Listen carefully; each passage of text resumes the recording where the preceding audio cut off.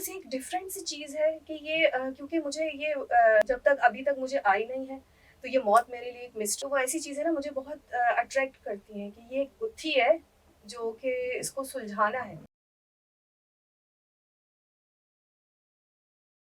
अस्सलाम वालेकुम व्यूअर्स, कैसे हैं आप लोग। उम्मीद है कि आप तमाम लोग बिल्कुल खैरियत से होंगे। बढ़ता हुआ पाकिस्तान में महताब खान तनौली आपके सामने हाजिर है। कहते हैं कि इस दुनिया में अल्लाह ताला आपको जब किसी न किसी से मिलवाते हैं तो कोई ना कोई वजह ज़रूर होती है। आपको जब कभी एक तरह के माइंडसेट के लोग मिलते हैं तो आपको बहुत अच्छा लगता है। इसी तरह की शख्सियत मेरे साथ मौजूद हैं जो कि माशाल्लाह मल्टीपल टैलेंटेड की मालिक हैं। और मैंने इनके अंदर एक बहुत ही अच्छी पॉजिटिव वाइब देखी है and she is very nice. इनका तारुफ जो है मैं चाहती हूँ कि अपने खूबसूरत अल्फाजों में करेंगी जब, तो आप सुनिएगा।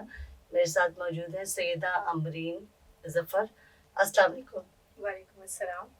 कैसी हैं अमरीन आप? जी, अल्लाह का शुक्र है, आप सबसे सुनाएँ? पहले तो बहुत बहुत शुक्रिया।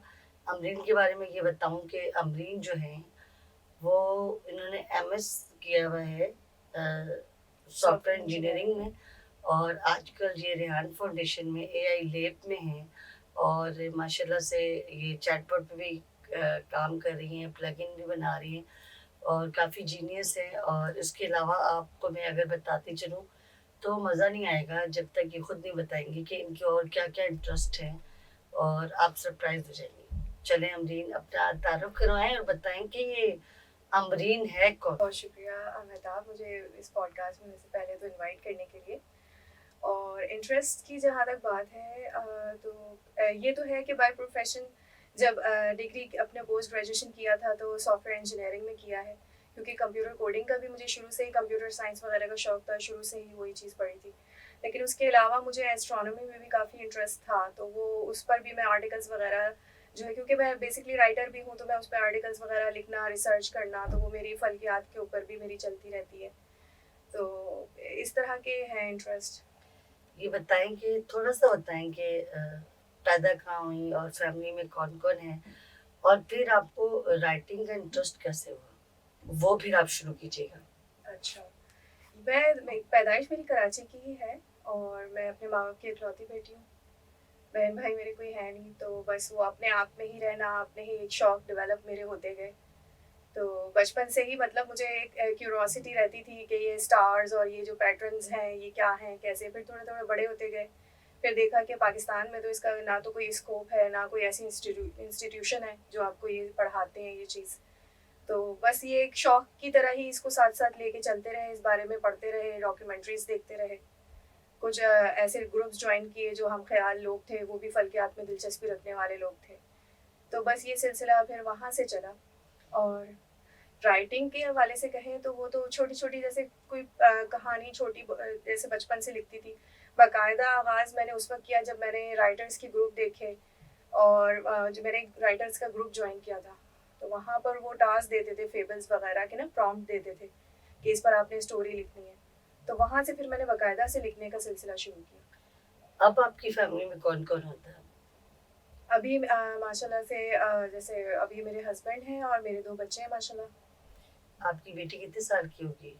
वो बेटी माशाल्लाह 11 साल की है, बेटा 5 साल का है। तो हमारे फाउंडेशन में आप किस तरह पहुंची, सरनिहान को कैसे अप्रोच किया?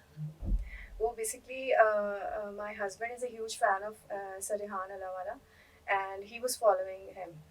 तो उन्होंने जो है एक पोस्ट उनकी मुझे फॉरवर्ड की थी, क्योंकि वो पैसा कमाने से रिलेटेड सर का ज़्यादा फोकस होता है ना। तो मेरे हस्बैंड के पास इस तरह की पोस्ट ज़्यादा है, मेरे पास तो नेचर और फोटोग्राफी से रिलेटेड और एस्ट्रोनॉमी से रिलेटेड ज़्यादा पोस्ट होती हैं। तो इस तरह के जितने भी इन्फ्लुएंसर्स हैं उनकी मेरे पास इतनी पोस्ट नहीं आती, बहुत कम आती हैं। तो ये मेरे हस्बैंड ने मुझे रेकमेंड किया था कि सर ये ऑफ़र कर रहे हैं आर्टिफिशियल इंटेलिजेंस के हवाले से, तो तुम्हें भी कोडिंग वगैरह तुमने की हुई है, तो और ये इंटर्नशिप ऑफ़र कर रहे हैं तो आप अप्लाई करो। अच्छा, अमरीन, थोड़ा सा आर्टिफिशियल इंटेलिजेंस के बारे में डिस्कस करेंगी आप? आर्टिफिशियल और इंटेलिजेंस में आपने किन किन टॉपिक्स पे आर्टिकल लिख चुकी हैं? बेसिकली जो इसमें एआई लैब में जो हम लोग कह रहे हैं आर्टिफिशियल इंटेलिजेंस के ऊपर, हमारा मकसद है कि जो भी लोग वैसे तो शुरू से सुनते हुए आ रहे हैं आर्टिफिशियल इंटेलिजेंस के बारे में कि कंप्यूटर के साथ ही, लेकिन इसकी जो इम्प्लीमेंटेशन है ना, जो अप्लाई हो रही हैं चीज़ें और एप्लीकेशंस जो आ रही हैं, वो अब पिछले 2-3 सालों में आना शुरू हुई हैं और बहुत ज़्यादा इस चीज़ में जो है एक एवोल्यूशन आया है। तो वो चीज़ में हम क्या करते हैं कि जितने भी अब एक बूस्ट आया है और जो प्लेटफ़ॉर्म्स और एआई टूल्स जो इंट्रोड्यूस हो रहे हैं, उसके ऊपर हम रिसर्च करते हैं, उसके फीचर्स को एक्सप्लोर करते हैं और उस बारे में फिर हम वीडियोज़ बनाते हैं और दूसरों को अवेयरनेस देते हैं। अच्छा, अब ये बताइए कि जो एस्ट्रोनॉमी है, ये बेसिकली है क्या? इसको एस्ट कैसे डिस्क्राइब करेंगी? Most of the people don't know about it. I would like you to express and share your interest कि क्यों है इंटरेस्ट और कैसे हुआ? श्योर। एक्चुअली एस्ट्रोनॉमी जो है वो जिसे फल्कियात भी कहते हैं, कि उर्दू में फल्कियात का इल्म जिसे कहते हैं, कि जो सितारे और प्लैनेट सैयारे जो भी हैं उसके बारे में जो भी स्टडी होती है, यानी कि वो सितारों की चाल वो वाली चीज़ नहीं है ये बल्कि इसके बारे में है कि जो प्लैनेट्स किस तरह से रिवॉल्व कर रहे हैं और सूरज चांद सितारे और गैलेक्सीज और ब्लैक होल्स और स्पेस में जो रिसर्च हो रही है नासा वालों की, तो उससे रिलेटेड जितनी भी स्टडी है और रिसर्च है, वो सारी एस्ट्रोनॉमी के जो है ना वो उसके अंडर में आती है। क्या बचपन में स्टार गेजिंग करती थी? बहुत ज़्यादा अभी भी करती हूँ। अच्छा, हाँ, सारे स्टार्स पे नज़र होती है, प्लैनेट्स पर। आप भी काउंट करती रहती थी? हाँ, काउंट करने बिल्कुल बचपन में काउंट करती थी, अब नहीं करती क्योंकि पता नहीं कर सकती। बेसिकली मैंने इसलिए कहा कि हम जब गांव जाते थे तो मैं अक्सर करती थी. एग्जैक्टली कराची में आपको वैसा खूबसूरत आसमान नहीं मिल सकता, लाइट पोल्यूशन की वजह से भी और जो स्मोक वगैरह और दूसरे पोल्यूशंस भी हैं। लेकिन बलूचिस्तान साइड पे या और रूरल एरियाज में अगर आप चले जाएं तो वो बहुत खूबसूरत आसमान होता है, अगर आप किसी भी इलाके में स्पेशली सर्दियों में। खैबर पख्तूनख्वा पाकिस्तान के किसी भी शहर में जाए तो स्पेशली जब आप एक चारपाई पे लेटे हुए हों और खुला सा बरामदा और ऊपर आसमान नजर आ रहा कहीं नहीं मिलता हो और सामने दरिया भी हो और घर ऐसी जगह हो तो आप बड़ा एंजॉय करते हैं. सही तो है। फुल मून स्पेशली वो बहुत अच्छा लगता Exactly. है. और क्या क्या इंटरेस्ट है और थोड़ा सा शेयर में चाहती हूँ कि आप शेयर करें. बस यही मेरे इंटरेस्ट हैं बेसिकली। और बाकी ये है कि मेरा एक इंटरेस्ट मतलब ये था कि ना जैसे मेडिटेशन वगैरह का मैं करती भी थी और इस बारे में मैं सुनती भी रहती थी, लेक्चर्स वगैरह में देखती रहती थी कि किस तरह से सेल्फ हिप्नोसिस और टेलीपैथी किस तरह से की जाती है। हिप्नोसिस और टेलीपैथी के बारे में बताएंगे. बस यही, मैं खुद भी ज़्यादा नहीं जानती क्योंकि मैंने खुद इस चीज़ को अभी प्रैक्टिस भी नहीं किया है, बस कुछ लेक्चर्स वगैरह देख रही हूँ, कुछ ग्रुप्स वगैरह फॉलो कर रही थी। तो इस बारे में ज़ाहिर है कि उसके लिए टाइम भी चाहिए और एक ज़रा पीसफुल इन्वायरमेंट भी चाहिए, जो कि छोटे बच्चों के होते हुए पॉसिबल नहीं है। तो अभी तो छुट्टियाँ भी पड़ी हुई हैं बच्चों के स्कूलिंग स्टार्ट हो तो फिर शायद इंसान फिर कुछ सोचे। उससे पहले तो कुछ ऐसे मसाइल थे, मैं कंटिन्यू नहीं कर सकी इस चीज़ को। लेकिन उसमें है कि थोड़ा सा इंटरेस्ट मेरा इसमें बनता था कि कुछ इसमें कुछ अचीव करूँ, क्योंकि ये चीज़ हर कोई नहीं कर रहा होता। बाकी डिग्रीज वगैरह तो हर कोई कर रहा है, करने की कोशिश भी करता है, लेकिन ये क्या वाकई ये बातें सच हैं? क्या आप जिस तरह से लोग ग्रुप में दावा कर रहे हैं ना कि हमने सेल्फ हिप्नोसिस अचीव किया मेडिटेशन के थ्रू और ये यकसुई के अमल के जरिए, हम बराबर वाले कमरे में, वो एक एक्सपेरिमेंट बता रहे कि बराबर वाले कमरे में जो है मेरी बहन एक पेपर पे उसने कुछ लिखा और मैं यहाँ बैठी हुई थी, मैंने आंखें बंद करके ये मालूम कर लिया कि उसने क्या लिखा। एक मिसाल दे रही हूँ। तो मैंने कहा क्या वाकई ये मुमकिन है? अगर मैं इसकी प्रैक्टिस करूँ, हो सकता है मैं अचीव ना कर पाऊँ, हो सकता है कर पाऊँ, लेकिन मैं कोशिश करूँगी कि ये जान सकूँ कि आया वाकई ये सही है।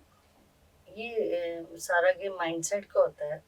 जैसे हम नमाज पढ़ते हैं और राकबा करते हैं, हमारे बुजुर्ग हैं, इंट्यूशन लेवल उनका हाई होता है. बिल्कुल। तो वो फिर आप जब उसकी मेडिटेशन कर, जैसे कुछ लोग नमाज में अपनी धुन में होते हैं तो उनको जो इंट्यूशन एक फील होती है, वाइब्स आती हैं तो पता चलता है. तो ये जिन लोगों ने प्रैक्टिस की है, अब अगर आप माइंड को कंट्रोल कर सकते हैं, जैसे सर रेहान ने मुझे एक वीडियो शेयर की थी जिसमें मेमोरी को आप कैसे उसकी जैसे बिजली से अगर आप दिमाग से रेजिस्टेंस ख़त्म कर दें तो आप बहुत कुछ कर सकते हैं. सही। तो उससे मेडिकल में भी काफ़ी लोगों को हेल्प आउट हुई है कि डॉक्टर्स उस पर कर सकते हैं. एक बड़ा अच्छा सिल्वा के हवाले से बात हुई, अल्फा के हवाले से बात हुई. सिल्वा के बारे में जी हाँ, तो वो दिमाग की जो रेजिस्टेंस अगर कम हो जाए तो आपका दिमाग जो है तेज़ी से, जिस तरह से इलेक्ट्रिसिटी है वो आपको ज़्यादा मिल रही होती है, रेजिस्टेंस कम करने से। सही सही। तो इस पे एक बिलीफ सिस्टम जो है, सारी बात ये जो हम्म, कुरान शरीफ में भी है कि क्या समझते हैं आप, जैसा सोचोगे वैसा होगा। सही। पॉजिटिविटी में आएंगे तो पॉजिटिव होगा, नहीं लॉ ऑफ अट्रैक्शन है, सीक्रेट मूवीज है, बिल्कुल बिल्कुल। उसमें यही बताया गया है। अच्छा अमरीन ये बताएं कि अमरीन जो है वो, आपका नाम है इतना प्यारा और माशाल्लाह से क्या चेंज नजर आता है कि जैसे आपके हस्बैंड ने खुद भेजा, पहले भी आपने जॉब की, कितने टाइम बाद रेहान फाउंडेशन को ज्वाइन किया और क्या फील कर रही हैं आप? मैंने असल में एमएस जब किया था वो मैंने अपनी बेटी की पैदाइश के बाद ही मैंने स्टार्ट किया था। तो जब मैं जॉब कर रही थी वो मैं शादी से पहले कर रही थी, एडमिनिस्ट्रेशन साइड पे थी मैं। लेकिन शौक मुझे था कंप्यूटर साइंस का, तो वो फिर मेरी मेरी बेटी जब 8 मंथ्स की थी तो मैंने उस वक्त ज्वाइन किया था एमएस। और वो तकरीबन 7-8 साल लगे मुझे कंप्लीट करने में। तो वो जॉब में तकरीबन मेरे समझें कि आप 12-13 साल का तो गैप आया है। और उसके बाद फिर मैंने अभी यहाँ जो है सर रेहान की मेहरबानी है कि उन्होंने मुझे ये मौका दिया कि यहाँ पर फिर मैंने ज्वाइन किया है। आई गेस आपको 1.5 महीने तो हो गया है। जी, ये तीसरा मंथ चल रहा है। तीसरा मंथ। क्या फील करती है यहाँ के आपकी जो एआई टीम है, उस पे क्या आपको अच्छा लगा, क्या चीजें आपको जैसे शेयर अप्रिशिएट कर, क्या फील करती हैं आप? मैं जो फ़ील करने की बात है वो तो है कि यहाँ पे सर शहरयार माशाल्लाह बहुत सपोर्टिव हैं। और ये बहुत बड़ी बात है कि वो सिर्फ़ कह रहे हैं कि आप आएँ, यहाँ पर सीखें, आपको इंटरनेट फ़राहम कर रहे हैं, हम आपके यहाँ पे खुद रिसर्च करें, सीखें और फिर उसको अप्लाई करें। तो यानी कि और उसके हम आपको जो है स्टाइपेंड दे रहे हैं। मतलब ऐसा जो है और कहीं शायद नहीं होता कि आपको जो है काम सीखने के जो है आपको स्टाइपेंड मिले। तो वो चीज़ बहुत अच्छी है। लेकिन साथ-साथ चूँकि सोशल मीडिया हाउस है तो उनका फ़ोकस जो है फिर ये भी होता है कि आप जो भी रिसर्च कर रहे हैं, उसको आप सोशल अवेयरनेस भी आप लोगों तक पहुँचाएँ। तो उनका फिर रील्स और वीडियोज़ बनाने पर भी फ़ोकस होता है कि आपने जस्ट कोडिंग नहीं करनी है, आपने इसको सोशल अवेयरनेस भी फैलानी है लोगों में। उसकी वीडियोज़ भी आप रील्स भी बनाएँ। और जबकि आप यूज्ड टू नहीं है, जी। But you are still making, तो क्या जी, मेरी कोशिश होती है। जी, तो कैसा लग रहा है कि आपको जब व्यूज भी मिलते हैं और आपको अप्रिसिएशन मिल रही है, हम जब एक दूसरे को अप्रिशिएट करते हैं तो अंदर से क्या फीलिंग्स आती है? अच्छा लगता है, बहुत अच्छा लगता है, लेकिन एक अंदर से एक इंट्रोवर्ट किस्म की थोड़ी-सी हूँ, तो अंदर से एक थोड़ी-सी रेजिस्टेंस आती है कि नहीं, मुझे नहीं करना, लेकिन फिर कहते हैं कि एक टास्क मिला है, तो इसको करना भी है। और मैंने देखा आप उसको बहुत अच्छे से खुश उसलूबी से कर भी रही हैं। जी, वो मेरी कोशिश तो है कि मैं अपनी तरफ से एफर्ट दे सकूँ, लेकिन ये है कि थोड़ा-सा एक नेचर इंसान की एक होती है ना, तो वो थोड़ा-सा मतलब अजीब भी लगता है क्योंकि मेरा फॉलो ऑप्शन और सब मेरी प्रोफाइल लॉक थी। तो सर रेहान ने कहा कि आपने इसको लॉक नहीं रखना, आपने लोगों के साथ मतलब सोशलाइज़ करना है, ये रील्स को पोस्ट करें अपनी प्रोफाइल पे। तो फिर वो उसमें ये व्यूज़ आना शुरू हुए। तो वो एक डिफरेंट एक्सपीरियंस था कि पहली बार इस तरह हुआ कि मैंने फॉलो ऑप्शन भी ऑन रखा है और फिर भी रील्स पे भी इतने व्यूज़ आ रहे हैं। अच्छा मेरीन, आपने मुझे बताया था कि 4D के बारे में, जी। तो इसके बारे में थोड़ा एक्सप्लेन 4D के बारे में असल में मैं खुद डिस्कस करना चाह रही थी। मैंने इस बारे में थोड़ा बहुत ही पढ़ा है, ज़्यादा नहीं, और ना मैं कोई इसकी कोई एक्सपर्ट वगैरह तो मैं हो भी नहीं सकती। लेकिन 4D भी उसी से रिलेटेड है, हिप्नोसिस वगैरह से, कि जो ना हायर डिमेंशनल स्टेट को लोग किस तरह अपने माइंड के ज़रिए अचीव कर सकते हैं। तो ये 4D दरअसल 4 डिमेंशन को डिनोट कर रहा है। 4 डायमेंशन में क्या क्या आती है और किस तरह से आती है, स्टेप बाय स्टेप आप डिस्क्राइब करेंगी? जी, 1 स्टेप अबव है कि हम लोग बेसिकली हम लोग हैं 3rd डिमेंशन में, 3D में हैं। तो इस तरह से, और जो बहुत ही हकीकत पसंद होते हैं ना, इन चीज़ों को सिरे से ही नहीं मानते, तो उनको हम कहते हैं कि वो 2D स्टेट में है इस वक़्त। 3D स्टेट में ये है कि आप कम से कम इस चीज़ पे, रूह पे, मौत पे, आखिरत पे बिलीव रखते हैं, जो स्पेशली हम मुस्लिम्स, तो वो कहते हैं हम ये कंप्लीट 3D स्टेट है। और इससे ऊपर के जो लोग अचीव कर पाते हैं, जैसे जिन लोगों की गट फीलिंग्स होती हैं और इंस्टिंक्ट आते हैं लोगों को, पहले से कुछ पता चल जाए, कोई इंडिकेशन मिल जाए, कोई इशारा मिल जाए, तो वो फिर 4D में, और वो जो वली अल्लाह होते हैं उनको वो 5th 6th 7th 8th dimension पे फिर वो अचीव कर लेते हैं, जो उनके लिए कहते हैं कि वो वक्त के कैदोबंद से आज़ाद हो जाते हैं। दावा ये होता है। फिर अब किसी का होश नहीं कहाँ तक रहता। सदाकत है इसमें तो अल्लाह बेहतर जानता है। एग्जैक्टली, फिर वो किसी चीज का होश नहीं रहता उन्हें। जी। फिर किसी की फिक्र नहीं रहती, वो बिल्कुल। बस जो होते हैं वही होते हैं। एग्जैक्टली। अच्छा, मैं अमरीन ये बताइए कि इन फ्यूचर आपका कोई पर्पस क्या बचपन से था? अगर नहीं था तो बन गया, अगर बन गया तो वो क्या है? और अगर वो क्या है वो बताइए, और फिर इन फ्यूचर्स को कैसे इम्प्लीमेंट करेंगी? बचपन में तो वही था कि इंजीनियर बन जाए या डॉक्टर बन जाए या इंजीनियर बन जाए। जैसे हमारे माँ बाप ने हमारे खानदान में जैसे कहा था कि भाई आपने डॉक्टर बनना है, डॉक्टर बनने से डर लग रहा है तो इंजीनियर बनना है, इस तरह से था। तो वो चीज़ें थी। फिर वो एनईडी की तरफ भी परसू किया, लेकिन वो जाहिर है कि उस वक्त इतने ज़्यादा एडमिशन्स थे, परसेंटेज भी हमारी ऐसी नहीं थी, तो वहाँ एडमिशन नहीं हो सका। फिर वो चेंज होते रहे गोल्स वक्त के साथ साथ, जैसे जैसे हालात है। फादर का इंतकाल हुआ, फिर मदर ने जॉब स्टार्ट की, फिर वो स्ट्रगल कर रही थी, स्ट्रगलिंग फेज में थी, तो उसके अकॉर्डिंगली फिर जैसे आपके एम्स जो है वो चेंज होते रहे। तो वैसे बेसिकली हर इंसान का एक पर्पस ऑफ लाइफ होता है, और एक वो होता है जो इंसान गोल सेट करता है। तो वो गोल जो है, अभी मैं नहीं समझती कि या तो लोग मुझे पागल समझें कि किस किस्म के इसके गोल नहीं, हैं। आप भले पागल बन जाए, मुझे गोल बता दें। गोल अभी फिलहाल तो जैसे लोग कहते हैं ना शादी होगी तो हमारे बच्चे बस अच्छे इंसान बन जाए, वो मेरी ख्वाहिश है कि अच्छे इंसान बन जाए। लेकिन लेकिन एक आई एम अल्टीमेट एक आस्किंग चीज योर होती है गोल। ना। हाँ, कि वो तो है ही है कि भाई बच्चों को एक अच्छा इंसान, मुआशरे का एक अच्छा इंसान बना दूं बच्चों को। लेकिन उसके अलावा जैसे ना यही चीज़ है कि जो मैं अचीव करना चाहती हूँ, जो हायर डिमेंशंस है ना, कि इसको किस तरह से मैं मेडिटेशन के थ्रू मैं अचीव कर सकती हूँ। ये अगर मैं कर पाई ना तो मेरे लिए बहुत बड़ी बात होगी कि अगर वाकई इसमें कोई हकीकत है और मैं इसे अचीव कर पाऊँ। फोकस आपका यही है। जी, और जो इंसान का पर्पस जो अल्लाह की तरफ से मिला होता है वो तो मैं अब ढूंढ ही रही हूँ। मुझे तो लगता है यही है कि सर्व द ह्यूमैनिटी। शायद यही अल्लाह ताला ने इंसान को एक इससे पर्पस बड़ा दिया है। गोल कोई नहीं हो सकता। एग्जैक्टली। अच्छा, तो मुझे ये बताइए अमरीन कि आपकी लाइफ की टॉप ऑफ द लिस्ट ख्वाहिश क्या है? ख्वाहिश You told me that you love traveling as well. Hmm, travelling में कहाँ जाना पसंद करोगी और क्यों करोगी? ट्रैवलिंग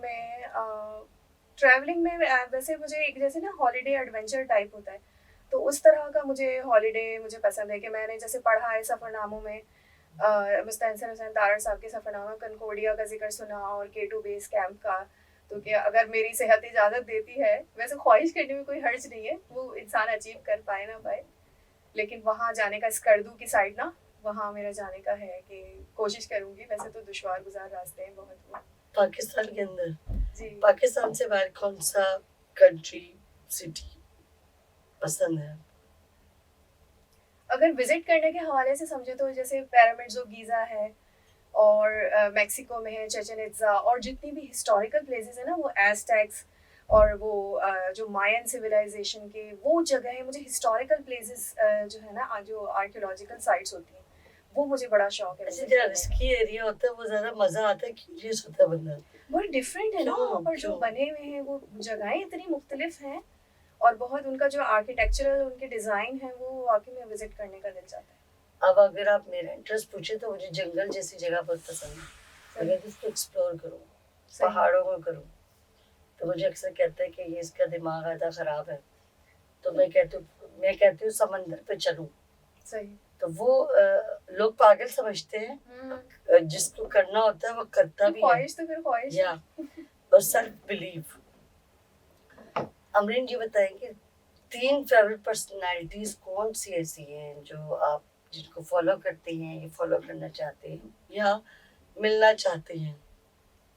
ये तो बड़ा ही मुश्किल सवाल है क्योंकि आई डोंट नो, अगर मैं हमारे नबी सल्लल्लाहु अलैहि वसल्लम का जिक्र करूं तो मैं तो इस काबिल हूँ ही नहीं कि मैं उनका सामना कर सकूं। इतने नेक तो हम हैं ही नहीं। और मेरा नहीं ख्याल कि कोई ऐसी पर्सनैलिटी हो कि जिससे मैं मिलना चाहूँ। अच्छा, ये बताइए कि फेवरेट डिशेस क्या है? वैसे किसी ने अगर सवाल नहीं किया हुआ तो फिर इसको स्किप कर देंगे। नहीं, मेरी फेवरेट डिश है, और मुझे सेवरी आइटम्स ही ज़्यादा पसंद है। जैसे सीख कबाब, पूरी पराठा और पुदीने की चटनी हो, ये मेरी अल्टीमेट फेवरेट है। बट आप खाते ही नहीं हैं। वो अभी परहेज है, इसलिए थोड़ा सा एहतियात कर रही हूँ कुछ अर्सा, लेकिन वैसे है कि मैं बहुत शौक से खाती हूँ। अच्छा ये बताएं, कोई ऐसी बात जिंदगी में, कोई रिग्रेट है आपको लाइफ का? रिग्रेट बहुत सारी चीज़ों का है, जैसे ना, जैसे अक्सर जैसे अभी होता है ना कि जो आपके ब्लड रिलेटिव्स ना हो या आपके करीब के क्लोज जो आपके फैमिली मेंबर्स हैं, उसके अलावा जो आउटसाइडर्स जो होते हैं, उनमें उनको उस तरह से आपको केयर और वो नहीं शो करना चाहिए, अफेक्शन। क्योंकि मुझे लगता है कि ना, जो बाहर का जो भी चाहे वो मर्द हो या औरत हो, अगर वो आपके फ्रेंड्स और फैमिली सर जो क्लोज फ्रेंड्स और फैमिली सर्कल से जो बाहर होते हैं ना, उन पर ना तो ब्लाइंडली आप ट्रस्ट करें और ना ही जो है आप उनको इतना अफेक्शन शो करें या उनकी केयर शो करें उनके साथ, क्योंकि उनसे ना फिर आपको, क्योंकि जिस तरह आप फील कर रहे होते अगला नहीं फील कर रहा होता, तो फिर आपको आखिर में ना फिर फ्रस्ट्रेशन या डिसअपॉइंटमेंट ही उन लोगों की तरफ से मिलती है। तो ये रिग्रेट है कि मैंने जो है ना बाद ऐसे ज़िंदगी में हैं कि जिनको मैंने अपनी ऐसी फ्रेंड्स थी जिनको मैंने इस तरह से मैंने केयर शो की, उनका इतना ख्याल किया, लेकिन आगे से वो ज़ाहिर है वो अपनी फ्रेंड्स और फैमिली को केयर कर रहे हैं। इट्स अ पार्ट मैं ऑफ कौन लाइफ, हूँ? You know that. सही, तो इसलिए मैं बहुत मोहतात हो गई हूँ, बहुत ज़्यादा। It's a part of life, जिंदगी इसी का नाम है, कभी खुशी कभी गम। एग्जैक्टली। अच्छा सही बात। मेरी अमरीन, मुझे बताओ कि ड्राइविंग का शौक है? जी बिल्कुल है। कैसी ड्राइविंग पसंद है? मैं चलाना तो बाइक चाहती हूँ। चाहने में क्या हर्ज है, बहुत कुछ दिल चाहता है। अच्छा कोई ऐसी बात जो बचपन की, या जो जब सोचती हो तो हंसती रहती हो? जो मैं शरारतें करती थी बचपन में, हाँ, प्रैंक्स वगैरह ना, तो क्योंकि वो ज़ाहिर है शेयर अकेली। करो कोई अच्छा सा।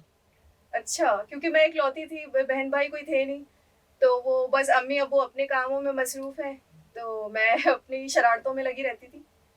जैसे अब मेरे घर में ना, मेरे जो चाचा हैं उनके लेटर्स वगैरह बाहर के लिए वो अप्लाई करते थे, स्कॉलरशिप और ये वो, जैसे तो उनके लेटर्स आए हुए होते थे घर में ना, तो मैंने ना जैसे नीचे का घर था वो, तो मैंने ना गली में झांका, दूर से दो बंदे आ रहे थे, तो मैंने क्या किया, मैंने दरवाज़ा बंद किया और जो वो साइड होता है ना दरवाजे का, उसमें मैंने लेटर अटका दिया कि देखते हैं कि ये कि बाहर से खींचते हैं कि नहीं, उसमें आधा बाहर था आधा अंदर था।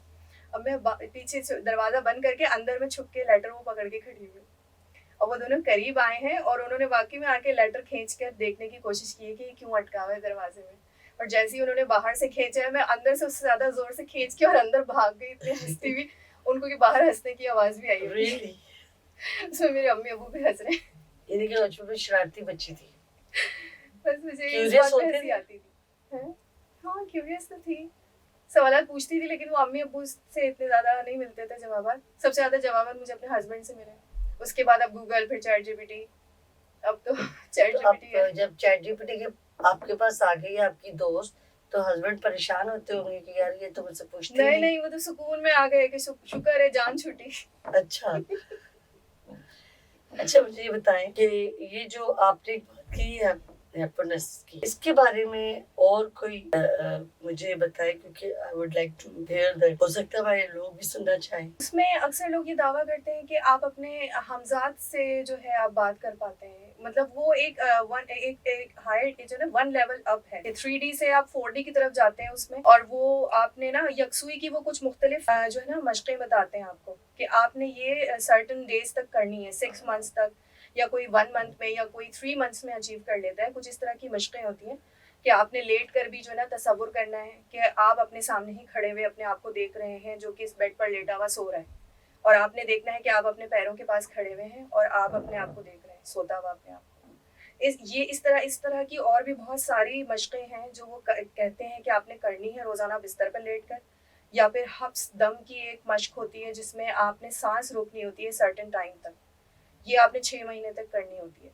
तो उससे वो क्या उसकी होगा? कुछ हिदायत देते हैं, इससे जो है ना वो आपकी जो है कुछ पावर्स जो हैं फिर उससे बेदार होने लगती हैं, जिन लोगों की इंस्टिंक्ट होती है कर रहे होते हैं, वो ये इंस्ट्रक्शन सारी ना उन्होंने डिटेल्स में दे रहे होते हैं, और जिन्होंने कहा कि जो वाकई इस चीज़ को सीखना चाहते हैं वो मेरा व्हाट्सएप ग्रुप ज्वाइन करें, तो उस वक्त कैपेसिटी उनकी इतनी उनमें हो कोई गई नाम थी। होगा जो जी, जैसे था एक ये ग्रुप था टेलीपैथी हमजाद के नाम से एक ग्रुप था, तो उसमें वो खुद भी वो दावा करते हैं कि उन्होंने अचीव किया है, और फिर इसी वजह से वो लोगों को ये सिखा आपका भी रहे थे। इंटरेस्ट क्यों हो? मेरा बस एक डिफरेंट सी चीज़ है कि ये क्योंकि मुझे ये मौत जब तक अभी तक मुझे आई नहीं है, तो ये मौत मेरे लिए एक मिस्ट्री है। तो मुझे मिस्टीरियस और ऐसी चीज़ें कि जो गुत्थी सॉल्व नहीं हुई है, ये सिर्फ लोगों के दावे हैं, लेकिन बहुत ज़्यादा हैं दावे, लेकिन अभी तक हकीकत में हमने नहीं देखा। तो वो ऐसी चीज़ें ना मुझे बहुत अट्रैक्ट करती हैं कि ये एक गुत्थी है जो कि इसको सुलझाना है।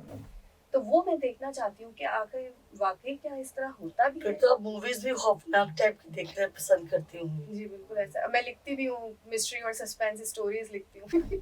तो व्यूअर्स आप देख रहे हैं ये थोड़ी सी खौफनाक भी हैं।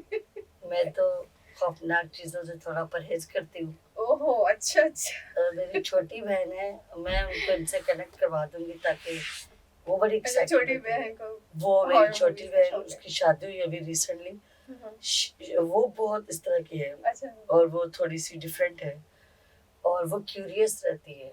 अच्छा। वो कहती अब क्या होगा, अब क्या होगा, अब क्या होगा, अब क्या होगा। हुँ। तो बड़ा अच्छा लगा आपसे बात करके और मजा आया। Thank you. मुझे भी बहुत अच्छा लगा आपने जिस तरह से कुरेदा इम्प्रोवाइज़ कर दिया ना। अच्छा बताएं कि कोई ऐसा मैसेज हमारे लोगों को देना चाहेंगी एजुकेशन के हवाले से, जो पैथेटिक सिस्टम है। मैं अक्सर सवाल इसलिए करती हूँ, जब तक पाकिस्तान में एजुकेशन अच्छी नहीं होगी तब तक कुछ नहीं होगा। सही बिल्कुल। एजुकेशन सिस्टम में ना ये जो एक मयार बना दिया ना कि ये ओ लेवल सिस्टम है और ये गवर्नमेंट स्कूल का है और ये प्राइवेट स्कूल का है।